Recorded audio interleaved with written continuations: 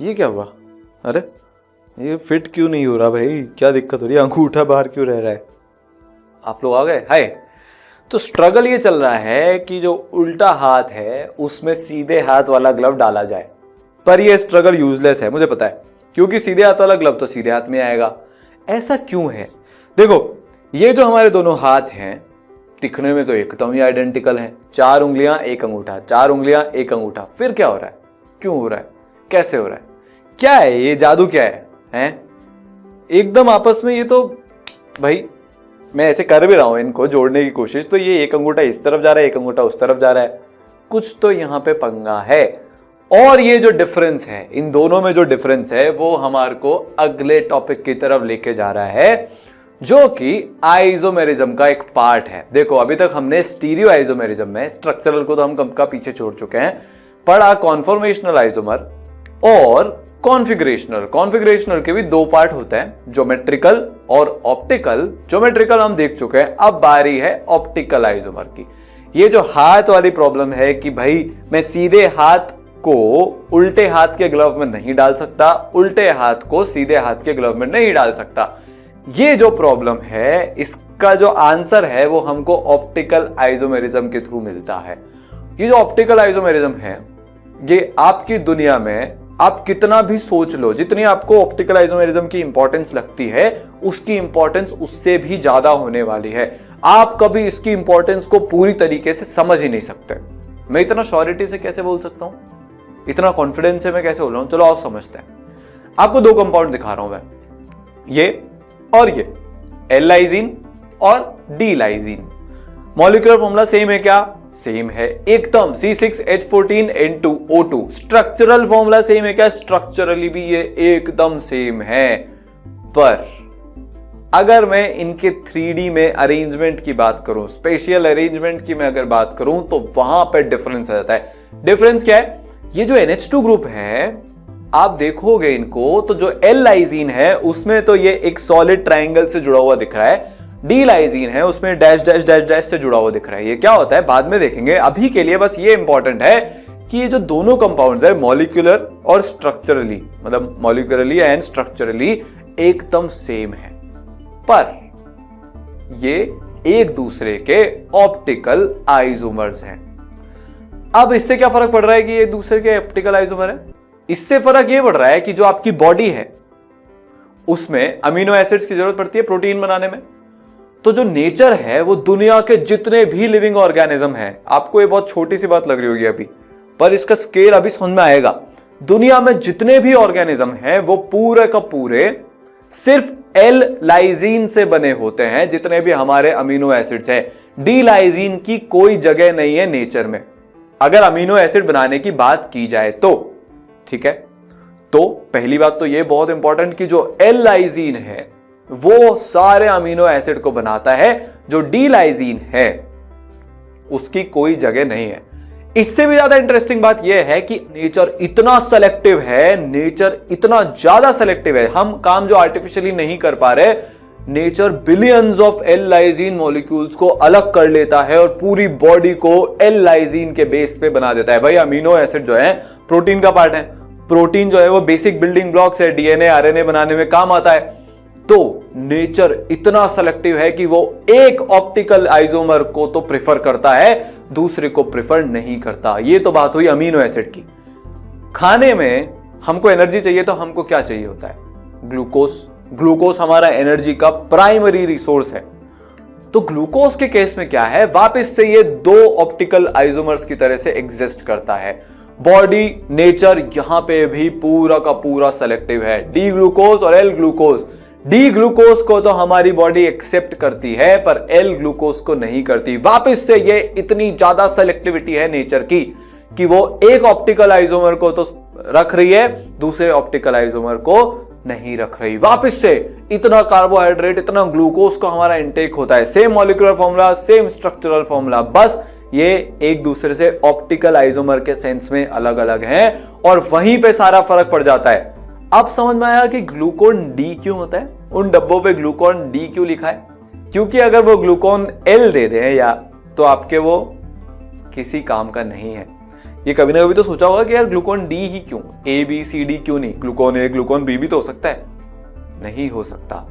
Accept जो होगा वो सिर्फ और सिर्फ डी ग्लूकोज एक्सेप्ट होगा बॉडी में, उसी को हम उस पर फर्दर केमिकल एक्शन करके एनर्जी रिलीज करवा सकते हैं। बहुत ही इंटरेस्टिंग माइंड ब्लोइंग सा ये चैप्टर है।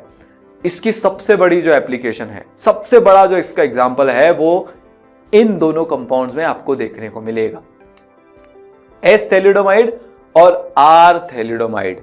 इनमें से जो एक आइसोमर है उसका सेडेटिव इफेक्ट होता है, मतलब मॉर्निंग सिकनेस को दूर करने के लिए काम आता है। ठीक है, मॉर्निंग सिकनेस हो रही है आपको तो काम आता है। तो 1950s और 60s में मॉर्निंग सिकनेस को दूर करने के लिए दवाई बहुत ही फेमस हुई, बहुत इसका यूज होने लगा। तो फिर हुआ क्या कि कुछ फिजिशियन वगैरह ने प्रेग्नेंट वुमेन, उनको मॉर्निंग सिकनेस की प्रॉब्लम ज्यादा होती है, उनके लिए भी जो है इसको सजेस्ट कर दिया। पर इस बात का ध्यान ये नहीं रखा गया कि हमने ये आर्टिफिशियली कंपाउंड बनाया है तो इसका एस थैलिडोमाइड वाला पार्ट एग्जिस्ट करेगा और आर थैलिडोमाइड वाला पार्ट भी एग्जिस्ट करेगा। अब हुआ क्या कि जो इसमें से एक आइसोमर है वो तो मॉर्निंग सिकनेस को दूर करने में काम आता है, सब बहुत बढ़िया। पर जो दूसरा टाइप वाला आइसोमर है, जो इसका दूसरा भाई एस और आर, उनमें से जो एक है वो मॉर्निंग सिकनेस को दूर करता है और जो दूसरा है उसका टॉक्सिक इफेक्ट होता है। और इतना गंदा इफेक्ट होता है प्रेग्नेंट वुमेन के केस में कि उस जमाने में 10,000 से भी ज्यादा बच्चे इस तरह से बर्थ डिफेक्ट के साथ पैदा हुए। क्या है बर्थ डिफेक्ट? यहां पे जो हमारे लिम्स हैं, दोनों हाथ और दोनों पैर, जिसने भी ये दवाई खाई उनमें से बहुत सारे केसेस में जो बच्चे हैं उनके हाथ और पैर, जैसे कि बेचारे इस बच्चे के हाथ और पैर हैं, पूरे ग्रो नहीं हुए। बर्थ डिफेक्ट, हाथ और पैर पूरे ग्रो नहीं हुए। तो बहुत सारे बच्चे तो अपनी पूरी जिंदगी भी जी नहीं पाए, बीच में उनकी डेथ हो गई। तो जब हम फार्मास्यूटिकली कोई भी मेडिसिन बनाते हैं तो इसका ये बहुत ध्यान रखा जाता है कि हम तो बॉडी तो सिर्फ उसके, हमको कोई भी उसका जो एक्शन कराना है, जो भी उसका हमारे लिए यूज है, बॉडी उसके एक आइसोमर को यूज करेगी।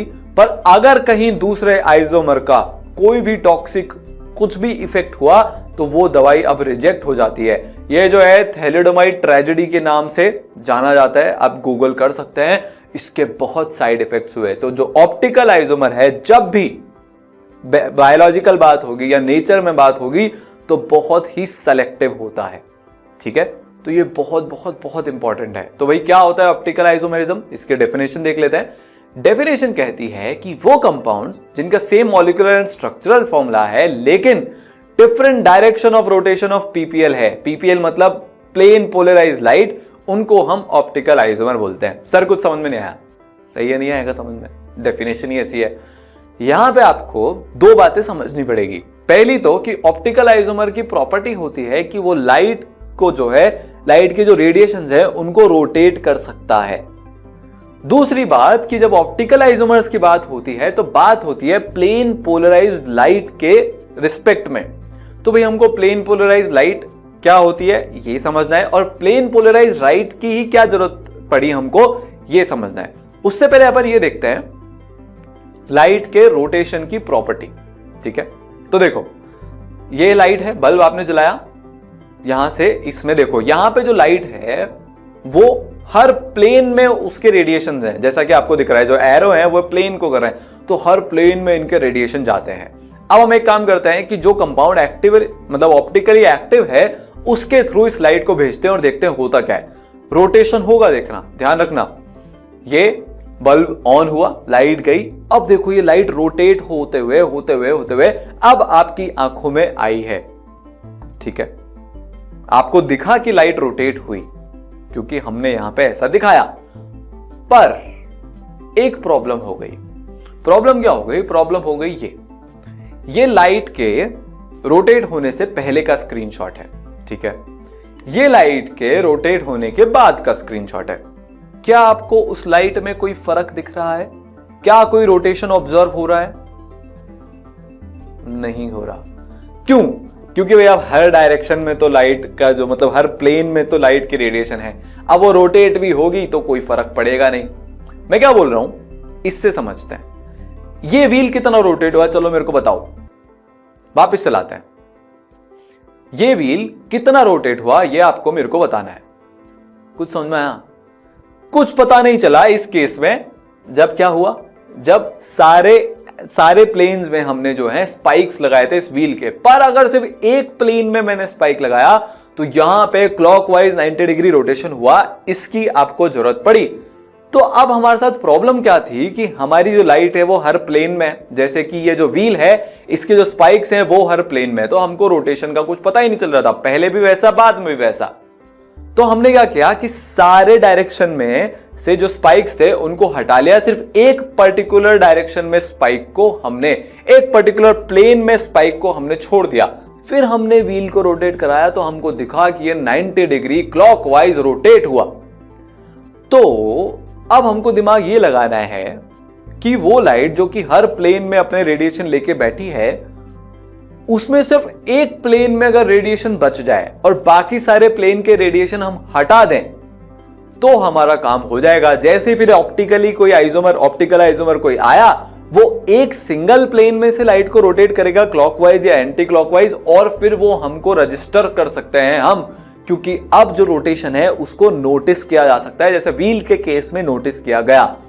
तो हम क्या करते हैं कि अब हमको कोई एक ऐसा डिवाइस ढूंढना है जो कि लाइट को, जो सारे प्लेन्स में लाइट थी जैसा कि आपने देखा, उससे हटा के सिर्फ एक प्लेन में ले आए। तो वो डिवाइस होता है ये निकोल प्रिज्म। ये क्या करता है कि लाइट जो है, जो कि सारे प्लेन में उसके रेडिएशन थे, सारे रेडिएशंस को दूर कर देता है, सिर्फ एक प्लेन में रेडिएशन को रखता है। देखो इसमें आप हॉरिजॉन्टल मतलब वर्टिकल लाइंस देख रहे हो, तो जो वर्टिकल लाइन, दो वर्टिकल लाइंस के बीच में जो है वो वर्टिकल लाइन के प्लेन में जो रेडिएशन होगा, ये निकोल प्रिज्म उसको तो आगे जाने देगा, बाकी सबको हटा देगा। तो जब लाइट इस निकोल प्रिज्म से पास होगी तो सिर्फ एक ही प्लेन में जो है रहेगी। इसलिए हमने क्या किया कि बहुत सारे प्लेन्स में से जो रेडिएशन थे सबको हटा दिया, उसको पोलराइज कर दिया और सिर्फ लाइट को रहने दिया किस में, एक प्लेन में। तो इसीलिए जब निकोल प्रिज्म से लाइट पास होगी तो वो क्या कहलाएगी, प्लेन पोलराइज्ड लाइट। और प्लेन पोलराइज्ड लाइट की हमको क्यों जरूरत पड़ी, क्योंकि हमको ये देखना था ना, नोटिस करना था कि भाई किसी ऑप्टिकली एक्टिव कंपाउंड ने, किसी ऑप्टिकल आइसोमर ने उस लाइट को रोटेट किया भी कि नहीं किया। अगर सारे डायरेक्शन में रोटेशन हो रहा था तो हमको कुछ समझ में ही नहीं आ रहा था। तो यहां पे होता क्या है, ये देखो लाइट आई सारे डायरेक्शन में से और निकोल प्रिज्म से होकर सिर्फ एक प्लेन में रह गई, सिर्फ एक प्लेन में लाइट बची है। ये देखो, ये जादू है निकोल प्रिज्म का। बाकी सारे रेडिएशंस इस प्लेन में से पास हुए ही नहीं और सिर्फ एक प्लेन में लाइट बच गई। ये जो लाइट बची ये प्लेन पोलराइज्ड लाइट हुई। इसीलिए डेफिनेशन में आ रहा था कि प्लेन पोलराइज्ड लाइट को वो रोटेट करता है कोई कंपाउंड तो वो ऑप्टिकल आइसोमर शो करता है, मतलब ऑप्टिकल आइसोमेरिज्म शो करता है। इसीलिए प्लेन पोलराइज्ड लाइट की बात हो रही थी, क्योंकि जो नॉर्मल लाइट है जिसमें कि रेडिएशन हर डायरेक्शन में है, वहां पे तो हमको जो है क्या होगा, कुछ रोटेशन का पता ही नहीं चलेगा। इसलिए हम प्लेन पोलराइज्ड लाइट यूज करते हैं। बात समझ में आई? ये देखो, ये क्या है, अभी हम एक्सपेरिमेंट करने वाले हैं जिससे आपको समझ में आएगा। ये वो है जहां पे कि हमारा ऑप्टिकल आइसोमर पड़ा हुआ है, इसके अंदर सॉल्यूशन भरा हुआ है जिसमें कि ऑप्टिकल आइसोमर्स हैं। अब हमारा एक्सपेरिमेंट रन करते हैं। लाइट आएगी, प्लेन पोलराइज बनी और ये क्लॉकवाइज 90 डिग्री रोटेट होते हुए आपके आंखों में आ गई। अब ये देखो भाई, बल्ब वाला सेक्शन हमको समझ में आ गया, जो निकोल प्रिज्म जिसमें वर्टिकल लाइंस बनी है वो हमको समझ में आ गया। सॉल्यूशन ने उसको 90 डिग्री से ऑप्टिकली क्या किया, रोटेट कर दिया। किस डायरेक्शन में, क्लॉकवाइज डायरेक्शन में। तो आपने क्या किया, आपने एक बहुत इंटेलिजेंटली काम किया। आपने एक ऐसा दूसरा निकोल प्रिज्म लगा दिया, समझना इसको। जो पहले वाला था निकोल प्रिज्म वो कहलाता है पोलराइजर, क्योंकि उसने पोलराइज किया। अब जो आंखों के एकदम सामने रखा है वो कहलाता है एनालाइजर, क्योंकि इससे आपने ये पता, देखो हमने इसमें क्या किया, अब हॉरिजॉन्टल लाइंस बना रखी हैं। हमको क्या पता था कि यार अगर ऑप्टिकल आइसोमर यहां पे जो हमारा है वो 90 डिग्री क्लॉकवाइज उसको रोटेट कर देगा। तो अब लाइन वर्टिकल प्लेन की जगह हॉरिजॉन्टल प्लेन में आ गई, मतलब जो लाइट का जो रेडिएशन है वो वर्टिकल प्लेन की जगह हॉरिजॉन्टल प्लेन में आ गया। हॉरिजॉन्टल प्लेन में आ गया तो हमने वैसा ही एक निकोल प्रिज्म लगा दिया जो कि सिर्फ हॉरिजॉन्टल रेडिएशन, हॉरिजॉन्टल प्लेन में जो रेडिएशन है उनको अलाउ करेगा। बात समझ रहे हो यहां पे? अगर अब लाइट आ गई उस प्रिज्म के थ्रू, उस एनालाइजर के थ्रू, इसका मतलब रोटेशन हुआ है। अगर रोटेशन नहीं हुआ होता तो फिर कोई लाइट निकलती क्या? लाइट निकलती नहीं। क्यों? क्योंकि जो एनालाइजर है वो सिर्फ और सिर्फ और सिर्फ किसको अलाउ कर रहा है? जो लाइट हॉरिजॉन्टल प्लेन में है, जो लाइट का रेडिएशन हॉरिजॉन्टल प्लेन में है।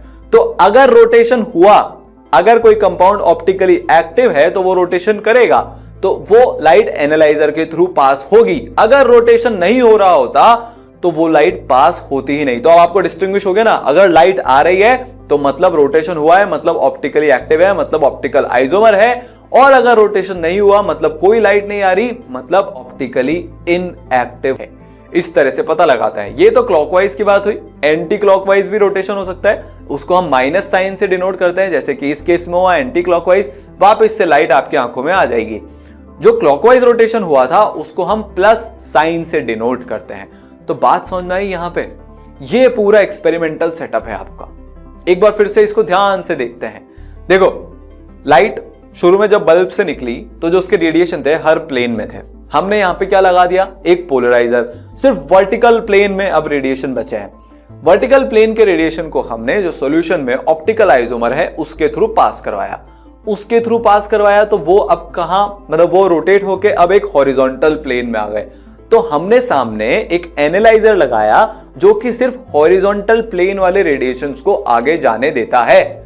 अगर वो रेडिएशंस आप तक पहुंच गए, आपके आंखों तक पहुंच गए, तो मतलब कंपाउंड ऑप्टिकल आइसोमर था, उसने कुछ ना कुछ रोटेशन किया है।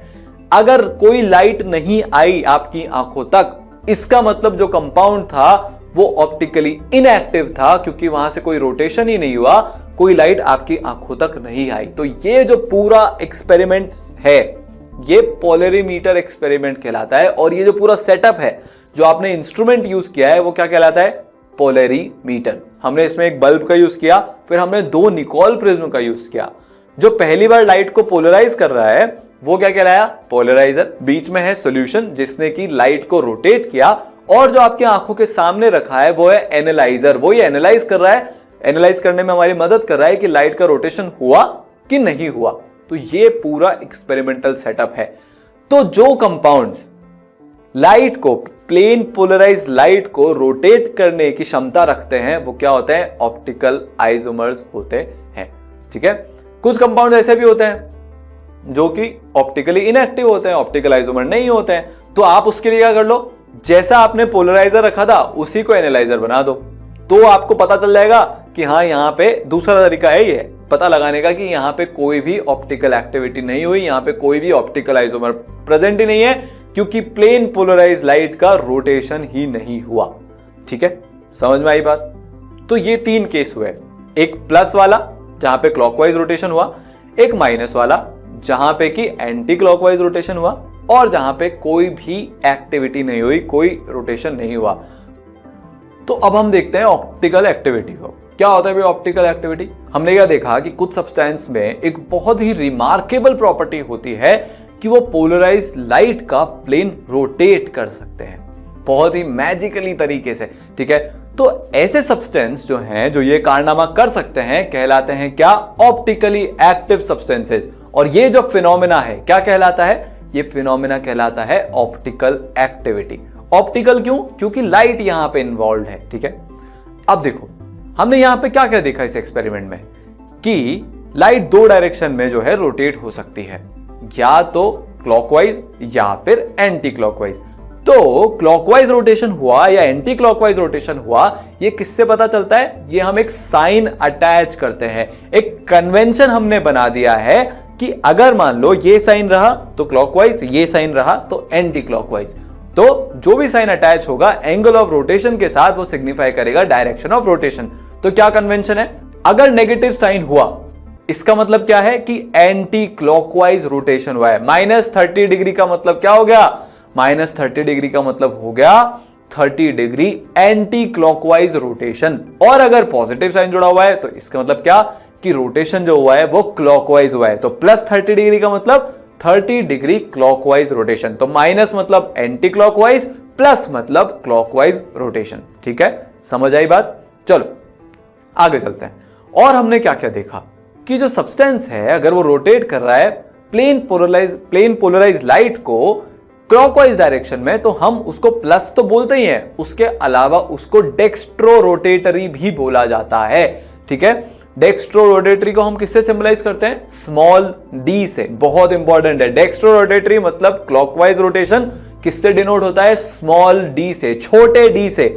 एम्फेसाइज कर रहा हूं यहां पे, देखना, छोटे डी से डेक्स्ट्रो रोटेटरी को हम क्या करते हैं? सिग्निफाई करते हैं, डिनोट करते हैं। सिमिलरली अगर एंटी क्लॉकवाइज रोटेशन हुआ तो वो कहलाता है लेवो रोटेटरी, और उसको हम डिनोट करते हैं किससे? छोटे एल से।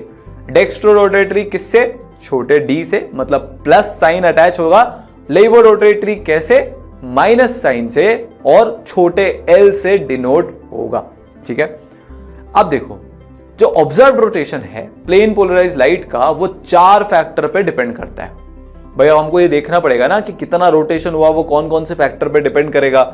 तो वो 4 फैक्टर क्या क्या होता है? पहला फैक्टर तो होता है कि कितना सब्सटेंस आपने डाला है। भाई आप ज्यादा सब्सटेंस डालोगे ट्यूब में तो रोटेशन ज्यादा होगा, क्योंकि हर कंपाउंड जो है वो क्या करेगा? वो उसको उतनी डायरेक्शन से रोटेट करता जाएगा, करता जाएगा, करता जाएगा। तो जितना ज्यादा सब्सटेंस, वो रोटेशन पे उसका फर्क पड़ेगा। दूसरी बात क्या है? दूसरी बात यह है कि सैंपल ट्यूब की लेंथ कितनी ज्यादा है। भाई लेंथ ज्यादा होगी तो सब्सटेंस ज्यादा प्रेजेंट होगा, सब्सटेंस ज्यादा प्रेजेंट होगा तो फिर रोटेशन में फर्क तो पड़ने वाला है। सिमिलरली हम बात कर सकते हैं किसकी, कि टेम्परेचर कितना है। एक्सपेरिमेंट के टेम्परेचर पे भी डिपेंड करता है। और लास्ट चौथा फैक्टर जो है वो ये है कि लाइट जो हमने यूज की है उसकी वेवलेंथ क्या है। ठीक है, तो 4 फैक्टर कौन से हो गए? सब्सटेंस का अमाउंट, सैंपल ट्यूब की लेंथ, टेम्परेचर और wavelength of the light used. ठीक है, तो जो मेजरमेंट है ऑप्टिकल एक्टिविटी का या ऑप्टिकल रोटेशन का, वो हम किसकी टर्म्स में एक्सप्रेस करते हैं? Specific rotation, alpha T D. यहां पे क्या है? स्पेसिफिक रोटेशन का क्या मतलब होता है? स्पेसिफिक रोटेशन का मतलब ये होता है कि हमने टेम्परेचर फिक्स कर रखा है। स्पेसिफिक रोटेशन निकालने के लिए हम क्या करते हैं? हम टेम्परेचर फिक्स कर देते हैं। जो लेंथ है उस पोलरीमीटर ट्यूब की, उसको भी फिक्स कर देते हैं, यूनिट लेंथ मानते हैं। जो कॉन्सेंट्रेशन है वो यूनिट कॉन्सेंट्रेशन लेते हैं। ठीक है, और लाइट कौन सी यूज करते हैं वेवलेंथ फिक्स करने के लिए? किसी भी कंपाउंड की अगर आपको स्पेसिफिक रोटेशन मेंशन करना है तो हम क्या करना चाहते हैं? एक स्टैंडर्ड बनाना चाहते हैं। उस पर्टिकुलर टेम्परेचर पे, उतनी ट्यूब की लेंथ पे, उस पर्टिकुलर कॉन्सेंट्रेशन पे सोडियम डी लाइट को यूज करते हैं। लाइट का एक टाइप है, इससे हमको कोई मतलब नहीं है। सोडियम डी लाइट को हम यूज करते हैं और तब जो रोटेशन निकलता है वो स्पेसिफिक रोटेशन कहलाता है। ठीक है, तो जो हमारी रोटेशन का जो मेजरमेंट है वो किसके टर्म्स में होता है? वो स्पेसिफिक रोटेशन की टर्म्स में होता है। और उसका फॉर्मूला क्या होता है? उसका फॉर्मूला होता है ये, specific rotation is equal to जो भी आपको रोटेशन ऑब्जर्व हुआ अपॉन लेंथ इनटू कॉन्सेंट्रेशन। भाई टेम्परेचर फिक्स है, उसी टेम्परेचर पे हम मेजरमेंट कर रहे हैं। और यहां पे वेरिएबल क्या क्या कर रहे हैं हम? एक तो वो जो हमारी ट्यूब थी जिसमें कि क्या भरा हुआ था? सॉल्यूशन, उसकी लेंथ, और जो उस ट्यूब में कॉन्सेंट्रेशन है वो। उसके साथ साथ जो आप रोटेशन ऑब्जर्व कर रहे हो, अल्फा ऑब्जर्व, वो क्या होगा? चेंज होता जाएगा। बहुत नेचुरल भी है ना। देखो, एक बार आपने पर unit length, per unit concentration, fix temperature पे, फिक्स वेवलेंथ की लाइट के लिए आपने अल्फा एक बार स्पेसिफाई कर लिया, आपने उसको स्पेसिफिक रोटेशन बोला। अब हम क्या करेंगे? पोलरीमीटर में जो ट्यूब थी उसकी लेंथ को चेंज करेंगे, कॉन्सेंट्रेशन चेंज करेंगे उस सब्सटेंस का जो कि उस ट्यूब में पड़ा है, तो हमारा अल्फा चेंज होता जाएगा। बस सिंपल है। तो अल्फा क्या है? ऑब्जर्व्ड एंगल ऑफ रोटेशन यहां पे है। अल्फा टी डी क्या है? Specific rotation determined at T degree Celsius per unit length at unit concentration using D line of sodium light. तो वेवलेंथ फिक्स हो गई ना, सेम लाइट ही आप यूज कर रहे हो, तो ये स्पेसिफिक रोटेशन के काम आया हमारे। ठीक है, L length of polarimeter tube, जैसा कि हमने देखा डेसीमीटर्स में, पर इसको डालना है आपको, ये बहुत ध्यान रखना है यूनिट का। सिमिलरली जो कॉन्सेंट्रेशन है वो भी ग्राम्स पर मिलीलीटर में आएगा। सब कुछ यूनिट्स का ही खेल है। सही यूनिट्स में आप डालोगे तो आपसे जो अल्फा ऑब्जर्व की वैल्यू निकलेगी वो एकदम सही होगी। तो जो लेंथ ऑफ पोलरीमीटर है वो किस में होनी चाहिए? डेसीमीटर्स में, और जो कॉन्सेंट्रेशन है वो ग्राम्स पर मिलीलीटर में होना चाहिए है। ठीक है, अब देखो, अभी तक तो हमने देखा कि ऑप्टिकल एक्टिव होता है, ये होता है, वो होता है, पर यार हम पता कैसे लगाएंगे? किसी एक पर्टिकुलर कंपाउंड को देख के मैं कैसे पता लगाऊं कि ये ऑप्टिकल एक्टिव है कि नहीं है? ये सवाल हमारे मन में आना चाहिए ना कि ऑप्टिकल एक्टिविटी की क्या कंडीशन हो सकती है। भाई हमने ज्योमेट्रिकल आइसोमेरिज्म में भी कंडीशन निकाल ली थी, वो प्लेन में होना चाहिए, ये होना चाहिए, वो होना चाहिए। स्ट्रक्चरल आइसोमेरिज्म में हमने देखा था। अब ऑप्टिकली एक्टिव है कि नहीं है कंपाउंड, ये कैसे पता करें, ये सवाल है। तो उसकी कंडीशन एक बड़ी सिंपल सी होती है कि कंपाउंड जो है वो एसिमेट्रिकल होना चाहिए, मतलब जिसको हम दो इक्वल पार्ट्स में नहीं काट सकते, नहीं बांट सकते, मतलब वो नॉन सुपर इंपॉसिबल होना चाहिए उसकी मिरर इमेज पे। ठीक है, इसको अपन कंपाउंड्स की मदद से भी समझने की कोशिश करते हैं। देखो, उससे पहले अल्फाबेट से समझते हैं। लेट्स से ए अल्फाबेट है, हमने यहां पे मिरर लगाया, इसकी ये इमेज बनी। अब क्वेश्चन ये है कि जो ए अल्फाबेट है वो ऑप्टिकली एक्टिव है कि इनएक्टिव है? सोचो जरा, इसकी मिरर इमेज इस पे सुपर इंपोज हो रही है क्या? ओहो, ये तो सुपर इंपोज हो गई। अगर अब ये सुपर इंपोज हो गई तो मतलब ये ऑप्टिकली एक्टिव नहीं है, ये सुपर इंपोजेबल मिरर इमेज रखता है, इसलिए ऑप्टिकली इनएक्टिव हो गया। ठीक है, क्यों? क्योंकि अगर आप ए को एकदम सेंटर में से काट दोगे तो ये दो इक्वल हाफ्स में डिवाइड हो गया, तो इसलिए क्या है, ऑप्टिकली इनएक्टिव है, सिमेट्रिकल है। सिमिलरली अगर अब मैं बात करूं पी की, तो पी में जरा सोचो, इसकी मिरर इमेज कैसी बनेगी? इसकी मिरर इमेज बनेगी ऐसी। हम इसको सुपर इंपोज करा के देख लेते हैं। सुपर इंपोज तो नहीं हुई है। सुपर इंपोज अगर अब ये नहीं हुई, इसका मतलब ये क्या है, ये ऑप्टिकली एक्टिव है, क्योंकि इसकी जो मिरर इमेज है वो नॉन सुपर इंपोजेबल है।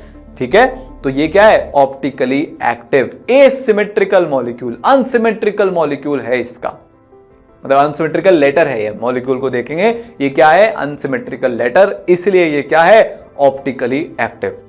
अब अगला आपको करना है वाई के बारे में। अब आप बताओ कि ये ऑप्टिकली एक्टिव है कि इनएक्टिव है?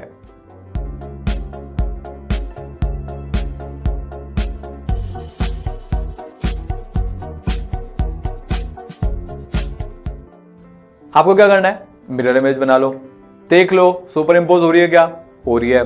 इसका मतलब ये क्या है, क्योंकि इसकी मिरर इमेज सुपर इंपोजेबल है, तो इसका मतलब ये ऑप्टिकली इनएक्टिव है। तो ये क्या है, ऑप्टिकली इनएक्टिव। सिमेट्रिक है ना, क्योंकि ये आप इसमें ये प्लेन यूज करके इसको बीच में से काट दो, तो जैसा लेफ्ट का हिस्सा वैसा ही राइट का हिस्सा, तो आप इसको दो इक्वल पार्ट्स में डिवाइड कर सकते हो, तो ये क्या हो जाएगा, ये हो जाएगा ऑप्टिकली इनएक्टिव।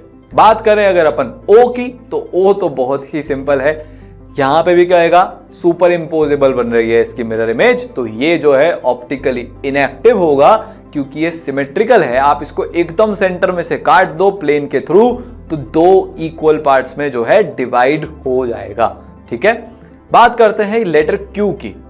अब क्या होगा क्यू में, सोचो जरा, ये अनसिमेट्रिकल है। क्यों? क्योंकि ये अपनी मिरर इमेज पे जो है सुपर इंपोज नहीं होगा। जैसा कि हमारा हाथ है, ये भी वैसा का वैसा ही है, इसमें भी ये जो छोटी नीचे डंडी निकली हुई है, ये इसको मजबूर कर रही है कि ये सिमेट्रिकल नहीं हो सकता। आप इसको सेंटर में काटोगे तो एक हाफ में तो नीचे निकली हुई डंडी होगी, दूसरे हाफ में नहीं होगी, तो इसकी मिरर इमेज नॉन सुपर इंपोजेबल है। तो ये क्या है, ऑप्टिकली एक्टिव लेटर है। तो ये तो अल्फाबेटिकल लेटर्स की बात हुई। अब अपन बात कर लेते हैं अपने हाथ की। मिरर इमेज, यहां पे कोई भी सिमेट्री नहीं है, ये अंगूठे की वजह से सिमेट्री नहीं आती, और भी भाई कुछ भी नहीं है। आप इसको कैसे भी काट लो, दो इक्वल पार्ट में डिवाइड ये होगा ही नहीं। ऐसे काटेंगे अगर हम, मतलब ऐसे यहां से, तो इधर और इधर वाले मैच ही नहीं होंगे। बीच में से काटोगे तो अंगूठा ना मैच होगा, ना उंगलियां मैच होगी। क्यों? क्योंकि उंगलियां जो है वो बराबर लेंथ की तो है नहीं, ना बराबर मोटाई की है, तो ये भी क्या है, ऑप्टिकली एक्टिव। अब अपन बात करते हैं कुछ एक कंपाउंड्स की। लेट्स से हमने CH4 लिया, ठीक है, CH4 लिया, हम मिरर को लेके आए, मिरर में इसकी इमेज डाली, इसको सुपर इंपोज करा के देख लेते हैं। तो लेके आते हैं, क्या ये सुपर इंपोज हुआ? सुपर इंपोज ये हुआ, तो ये सुपर इंपोजेबल है। इसका मतलब जो मीथेन है वो ऑप्टिकली इनएक्टिव है। पर अब हम एक चालाकी करते हैं, अब हम एक दूसरा कंपाउंड लेके आते हैं। दूसरा कंपाउंड क्या है जिसमें कार्बन की चारों वैलेंसीज पे अलग अलग एटम लगे हुए हैं, CHIBrCl। अब आप इसको लेके आओ। ओहो, तो इसमें प्रॉब्लम क्या हुई कि आयोडीन के सामने क्लोरीन आ गया, ब्रोमीन के सामने ब्रोमीन आया, पर क्लोरीन के सामने आयोडीन आ गया। और आयोडीन और क्लोरीन एक दूसरे पे तो सुपर इंपोज नहीं होंगे, उनकी साइज ही अलग अलग है। साइज अलग अलग है तो ये नॉन सुपर इंपोजेबल हो गया। इसका मतलब जब एक कार्बन पे हम चारों अलग वैलेंसीज लगा देते हैं तो वहां पे ये सुपर इंपोज होने की कंडीशन खत्म हो जाती है, वो ऑप्टिकली एक्टिव हो जाता है। तो कंपाउंड की सेंस में बात करें तो यहां पे ये ऑप्टिकली एक्टिव हुआ। अब एक छोटा सा नोट भाई, अब हम केमिस्ट्री की भाषा में बात करेंगे आगे से। ऑप्टिकली एक्टिव ऑप्टिकली इनएक्टिव नहीं बोलेंगे।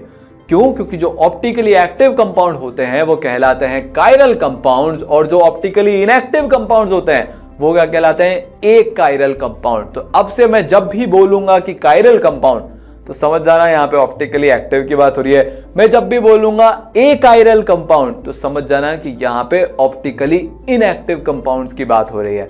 ठीक है, समझ में आया? तो ये तो हमारे बेसिक्स हुए अभी ऑप्टिकल आइसोमेरिज्म के। हमने पहचानना सीखा कि जो नॉन सुपर इंपोजेबल है वो ऑप्टिकली एक्टिव होगा और जो सुपर इंपोजेबल है वो ऑप्टिकली इनएक्टिव होगा अपनी मिरर इमेज पे।